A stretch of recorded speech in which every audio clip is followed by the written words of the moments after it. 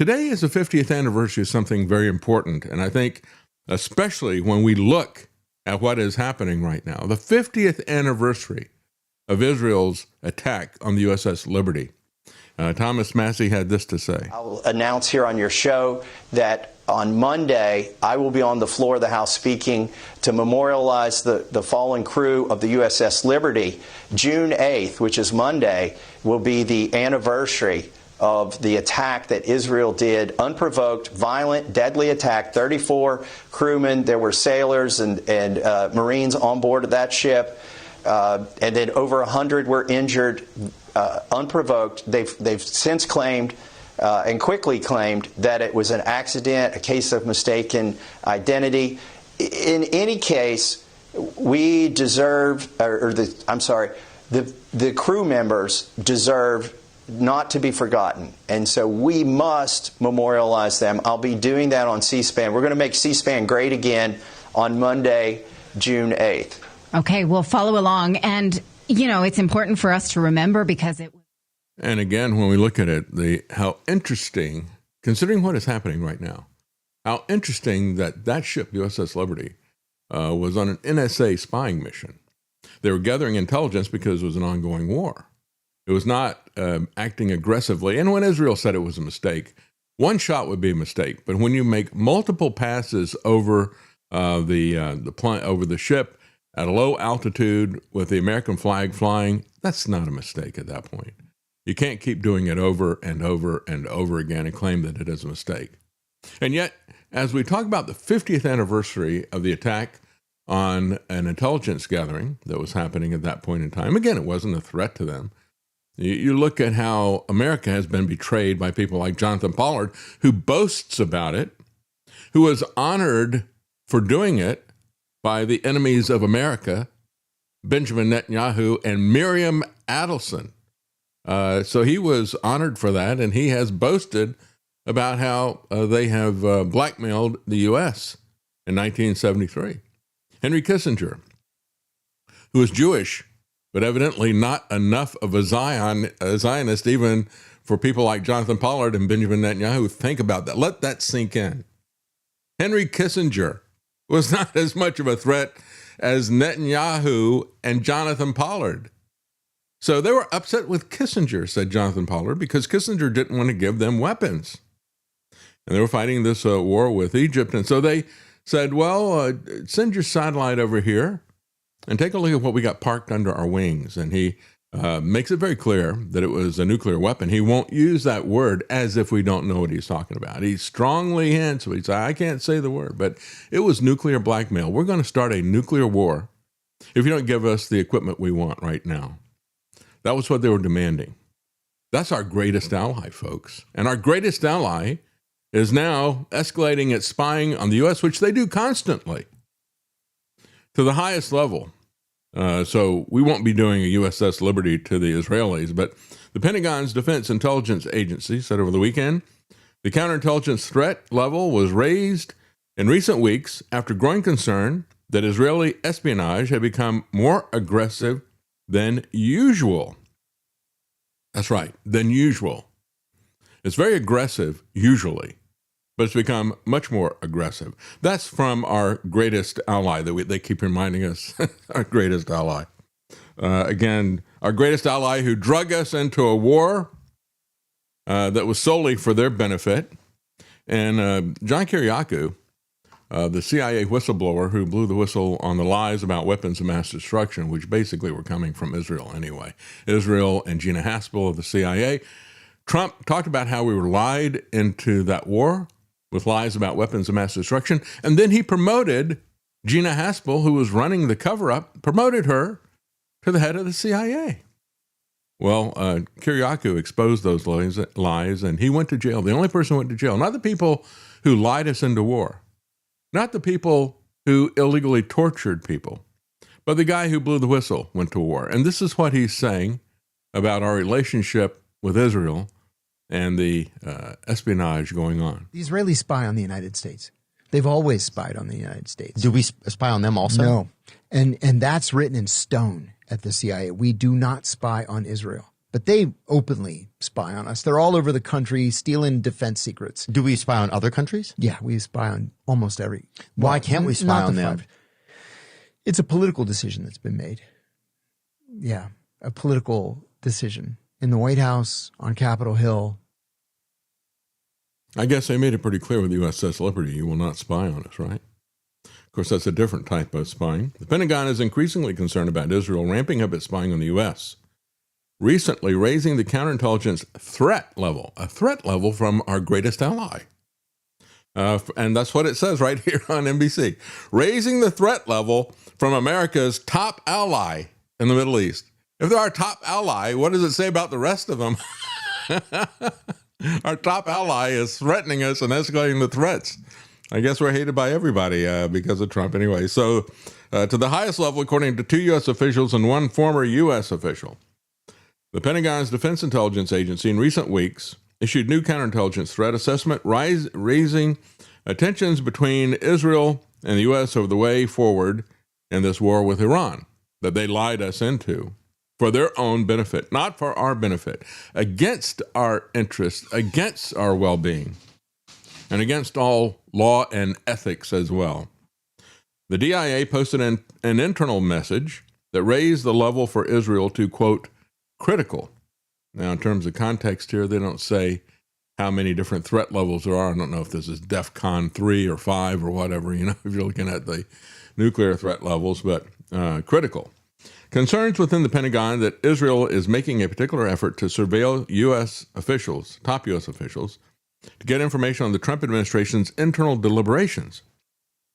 They want to keep this war that they started and drug us into. They want to keep this going.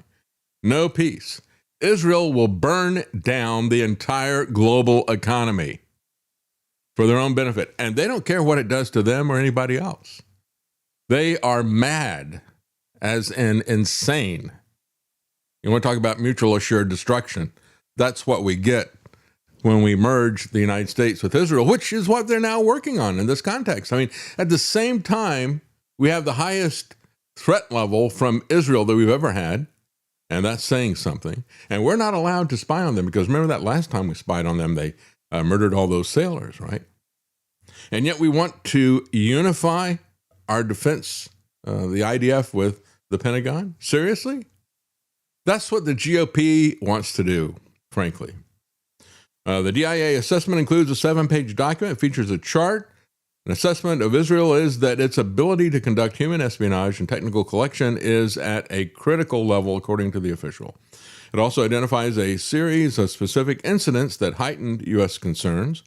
A spokesperson for the Israeli embassy said that's completely false, that Israel spies on the U.S. Oh, never do that. Yeah, never do that, of course, right?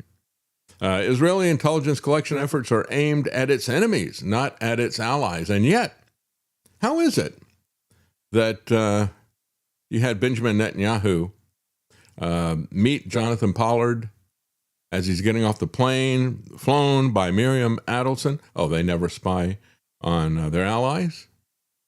He stole that information, and it put American lives in danger. I mean, it was troop installations and all the kinds of things that the Russians didn't have, and sold it. Israel then sold it to the Russians.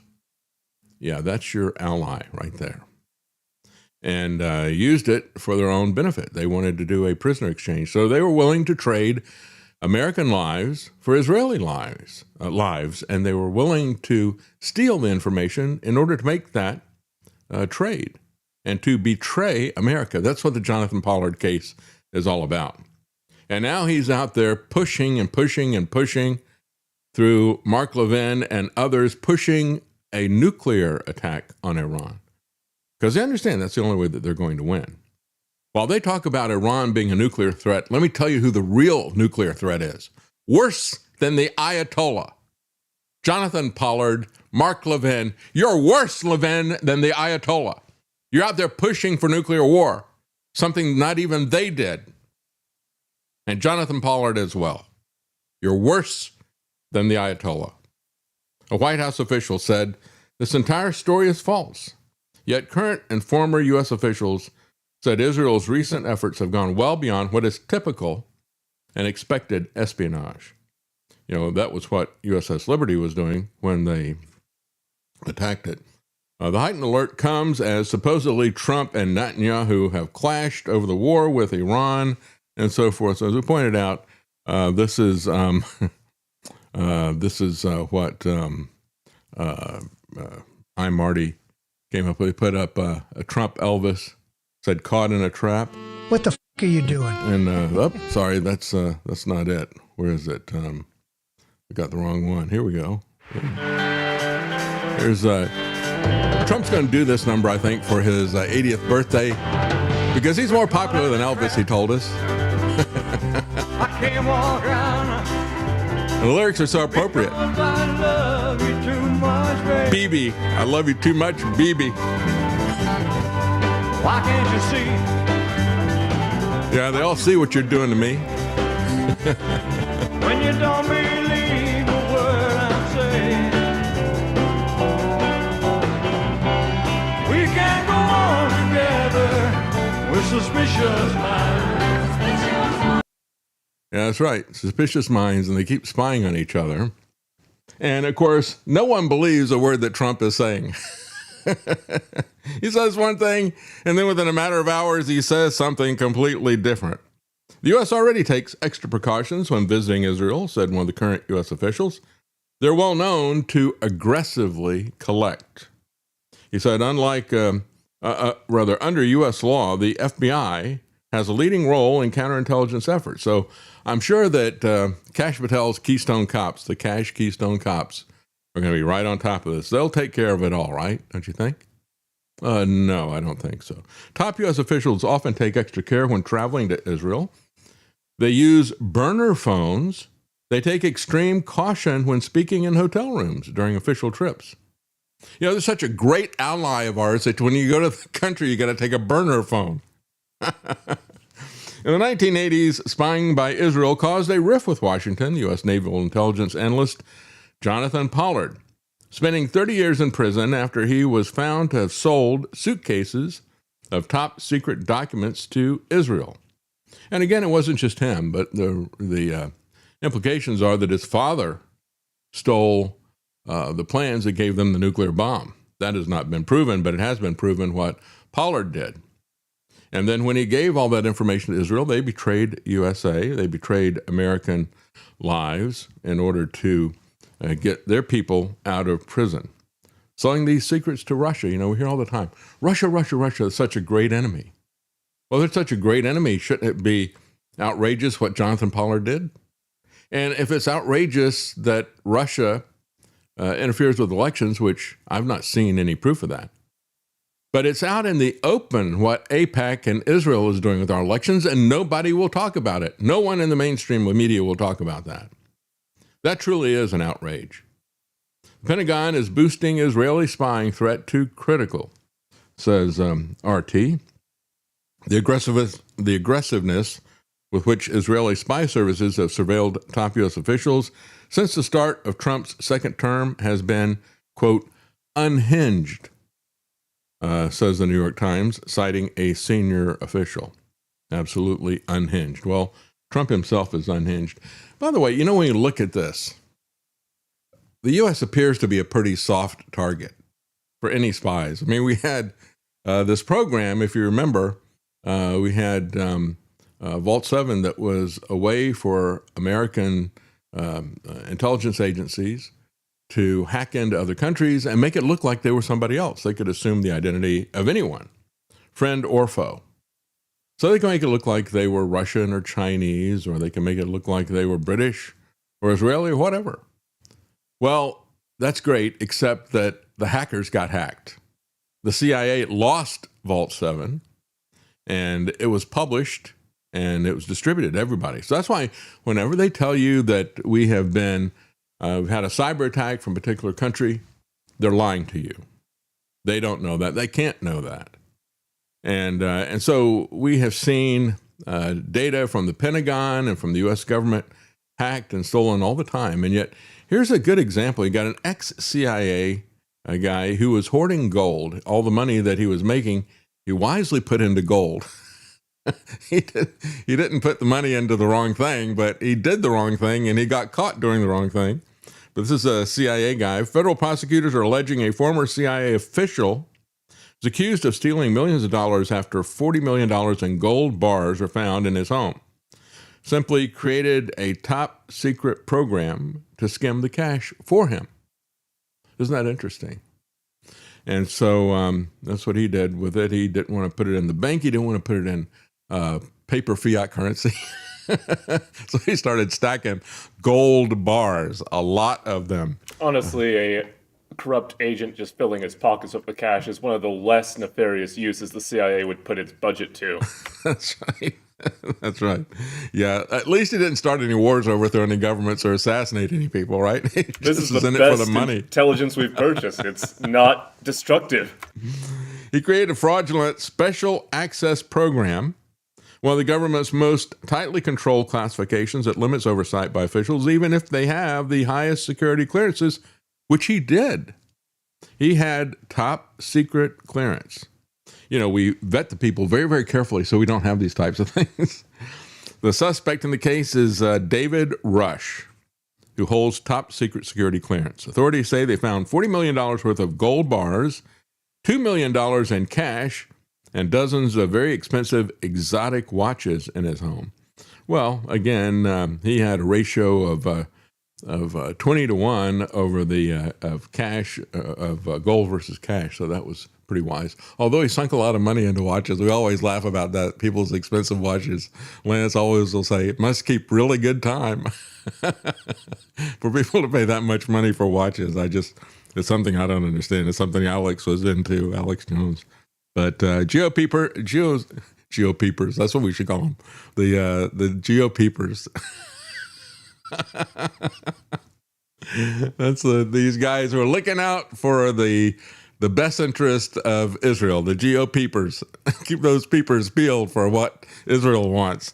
The GOPers on Armed Services Committee vote to entwine the U.S. and Israel militaries. And we pointed out this last week, and of course, they went ahead and passed that. The New American calls them Israel First Republicans. That's exactly what they are, folks. On the House Armed Services Committee have voted to integrate the U.S. and Israeli militaries, a move that will enable the Israelis to steal American military secrets. They don't even need Jonathan Pollard anymore. I guess we're all going to lose our jobs, right? AI is going to take our jobs, and the GOP is going to take the jobs of the Israeli spies. You know, you don't have to have any Israeli spies anymore. We'll just hand you all the information and the money in secret. And they can sell those secrets to China, Russia, and other hostile nations. Republicans shot down an amendment from Democrat Representative Ro Khanna of California that would have stripped Section 224 out of the must-pass NDAA of this year. Again, the National Defense Authorization Act. Every year they put all kinds of crazy stuff into it, many of them not related to defense at all. This is related to defense. It undermines our defense severely. And yet they put all kinds of things in the NDAA because it is a must-pass bill. So the best that you can do is hope that Thomas Massie, as he pointed out, he says he is going to introduce an amendment to strip that out of the NDAA. As the New American points out, he's the guy that Trump stabbed in the back. And that's absolutely true, folks. Trump stabbed the Constitution in the back. He stabbed his voters in the back, betraying what he said he was going to do. And when Thomas Massie stood up for fiscal conservatism, for not having foreign entanglements, and for releasing the information about these pedophiles, these elite pedophiles around Jeffrey Epstein, for doing the right thing, Trump stabbed him in the back. And so that is where we are. It's going to accelerate the bilateral defense technology research, development, testing, evaluation, integration, and industrial cooperation, they say. U.S. and Israel already work together heavily on missile defense. This provision would greatly expand coordination to seemingly every area of defense tech. And not only that, but they can hide the money that they're getting. That was one of the things that when Netanyahu was talking about this, and of course Chris Minahan at Information Liberation pointed that out when Netanyahu started saying, well, we got this 10-year agreement where you have to give us $3.8 billion a year. And what do we get for that? We get drawn into their Middle East wars to gain land. And so he says, we don't want that agreement anymore. We're going to get rid of it. And the way he phrased it, he left open something like this. This was not made public at the time, but Chris Menahem in Information Liberation sussed that out and said they're going to do something else that's going to be hidden. That's this right here, Section 224. Will give the Israeli government the opportunity to greatly expand one of its most powerful levers of influence in the U.S. politics, jobs in the U.S. So they'll start making things here, and we already have that beginning now. You've got Apple is jumping in with that. Now, they're not a defense contractor, but they're doing a massive deal with the Israelis in terms of the next generation of iPhone. They're even moving manufacturing away from Taiwan. I don't know if I want Israeli government involved in iPhones and pagers. No. Yeah, you can forget about privacy if Israel gets their hands in it. Absolutely forget about it. We're creating the new exploding iPhone. And we're not even talking about the lithium battery here. We're creating access and control mechanisms for a nation that has drastically different goals than America does, says Joe Kent. And he is absolutely right. That's the problem. They have drastically different goals. They have drastically different interests and tactics. Unfortunately, we are adopting their tactics, and we are following them to their goals. We should instead, says Joe Kent, keep the development of key technologies restricted to Americans only. And when you have that initial atrocity of the Tomahawks going into the girls' school and killing, 120-something young girls. When Trump started making excuses for it, he said, well, that was Iran's Tomahawk. And everybody pointed out at the time, Iran does not have any U.S. Tomahawk missiles. They're closely guarded. As a matter of fact, so closely guarded that we didn't give them to Israel. Well, that won't happen anymore. They'll have it. But Trump was lying about that, as he has lied about everything else in this shameful, dirty little war. And so you have the New American says, an American First Democrat, Ro Khanna, ? Can it be? They said Massey and Khanna oppose this. Khanna cited Trump's America First platform and his reason for opposing the merger, which Netanyahu heartily endorsed, of course. The American people, said Khanna, are tired of the arrogance and the insolence of Netanyahu telling Americans what we should do. He said Israel's gross domestic product is smaller than that of a single town in my district. Yet somehow Netanyahu thinks that he can tell American people what we should do. As a matter of fact, the New American has a number where you can call your House representatives, because even though this passed the GOP committee, it still has to be passed by the House overall. And so if you go to thenewamerican.com, find this article there. This is the number to call your House representative. And you need to do this, folks. This is really big. This is really a huge existential threat to us. It is a literal takeover. For years, people have been talking about the Zionist-occupied government of America, ZOG. It's no longer even a secret. They're boasting about it, doing it openly. And the GOP is helping the ZOG. So call your House representative. Here's the number, 202-224-3121. It is Section 224, the Israeli-U.S. Defense Technology Cooperation. They need to remove that from the NDAA. So make sure you call your congressman about that.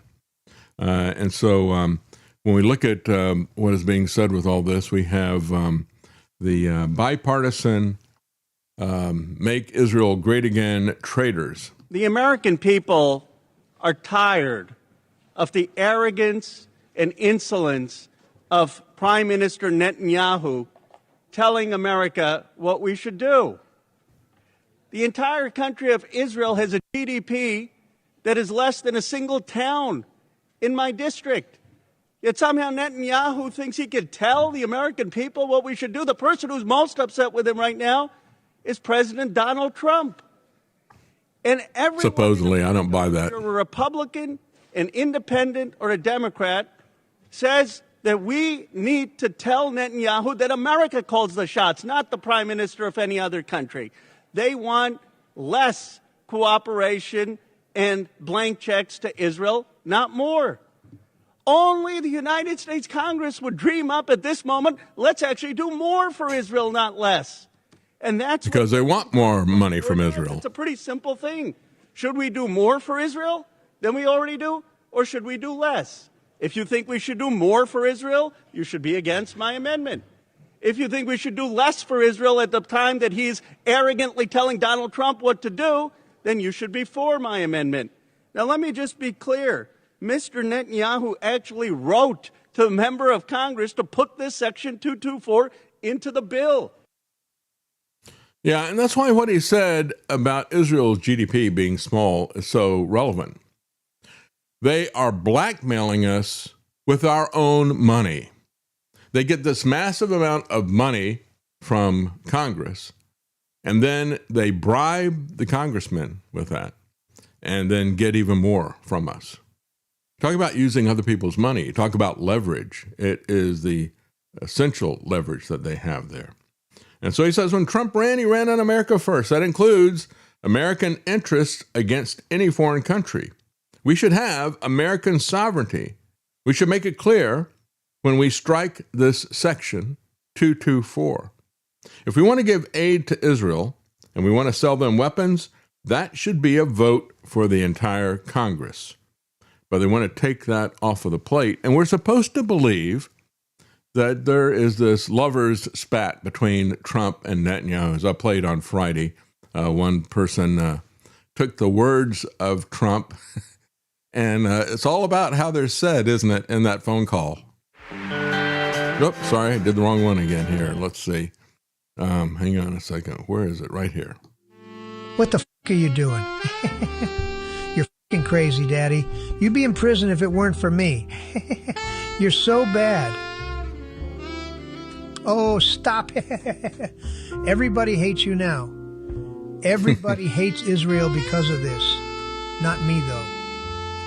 What am I wearing? The usual. Until I have to shower.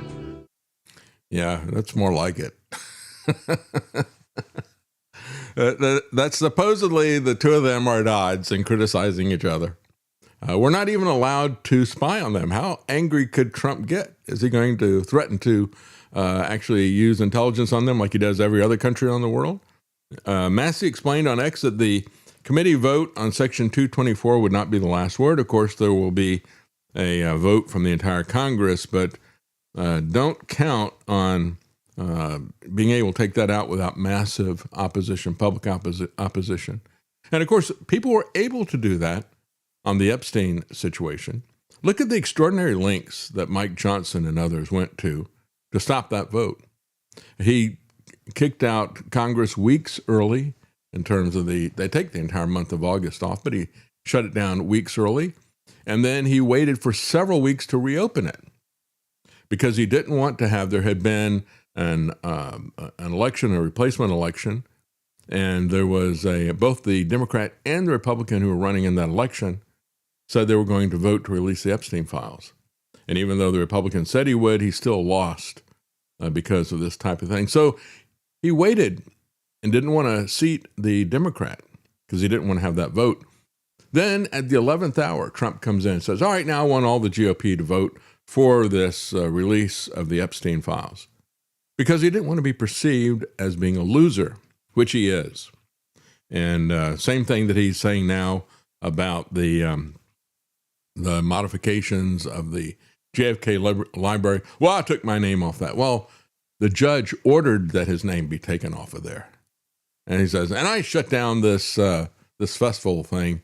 The singers that didn't want to come. No, they shut it down. He didn't fire them. They quit. And so he always wants to make it look like it's his decision, but it's not his decision. And so in the first step towards shifting Further into the shadows, the House's 2027 NDAA would all but fuse the two countries' armed forces together. Israel First Republicans who killed Khanna's amendment claim that the bill merely codified existing initiatives. Well, yeah, right. I'm sure there were some dancing Israelis outside of the Capitol building after this happened, don't you think? Section 224 said Mike Rogers of Alabama, a die-hard Israel firster. Section 224 actually improves oversight and accountability of these programs by designating a single official responsible for them.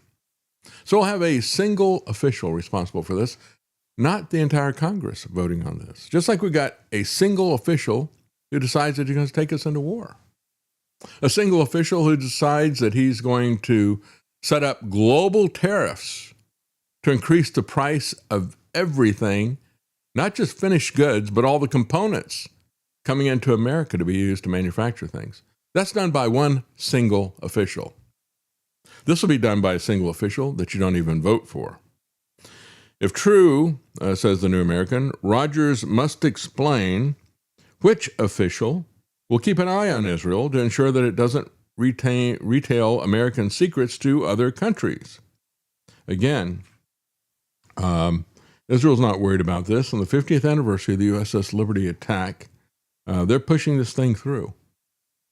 They're spying on us like never before. And all these things are happening even as they continue to tell everybody they're our greatest ally and we should unify our militaries.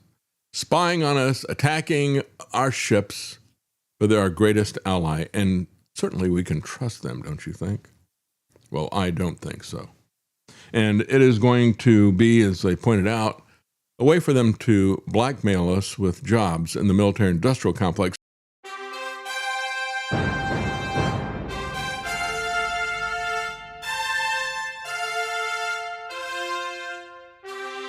The common man. They created Common Core to dumb down our children. They created Common Pass to track and control us. Their Commons Project to make sure the commoners own nothing. And the communist future. They see the common man as simple, unsophisticated, ordinary.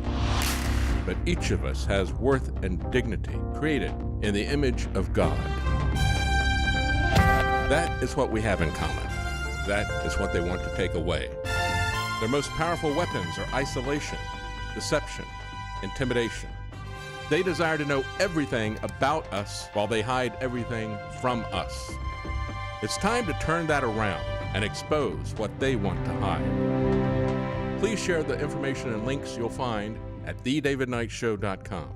Thank you for listening. Thank you for sharing.